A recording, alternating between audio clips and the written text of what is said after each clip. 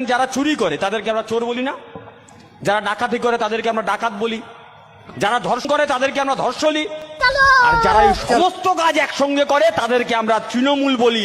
তোমরা এই ভিডিওটা দেখো, তারপরে ফানি ফানি মজার কমেন্ট পড়বো। শূন্য হতে পারি আমরা, আমাদের মেরুদণ্ডের কোনো দাম নাও থাকতে পারে, কিন্তু এই মেরুদণ্ড বিক্রি নয়। মেরুদণ্ড বড় করে লেখা আছে নট ফর সেল। কিন্তু আমরা বুক ঠুকে বলতে পারি আর যাই পারে হোক, বিজেপি তৃণমূল তো আমরা বিক্রি হবো না, আমাদের মেরুদণ্ড বিক্রি নেই। বলছে না ডিল হয়েছে, ডিল হয়েছে, হ্যাঁ ডিল হয়েছে। বিজেপিকে পশ্চিমবঙ্গের মাটিতে আটটাও বিজেপিকে ঢুকতে দেবো না, এইটাই ডিল হয়েছে আমার।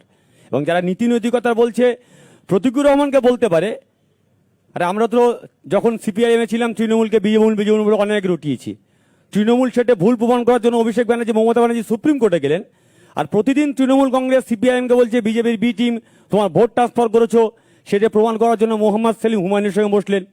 সেটা প্রমাণ করার জন্য মোহাম্মদ সেলিম ওয়েলফেয়ার পার্টির নেতাদের নিয়ে এসে আলিমুদ্দিনে মিটিং করলেন। সেটা প্রমাণ করবার জন্য এসডিপিআইয়ের মতো প্রকাশ্য সভাতে সিপিএম এর প্রতিনিধি পাঠাচ্ছেন। তো ফলে পরিষ্কার হয়ে গেছে কে কোন ডিল করেছে। कैसे कैसे लोग रहते हैं यार यहाँ पर। ओ भाई मारो मुझे, मारो मारो मुझे, मारो मारो।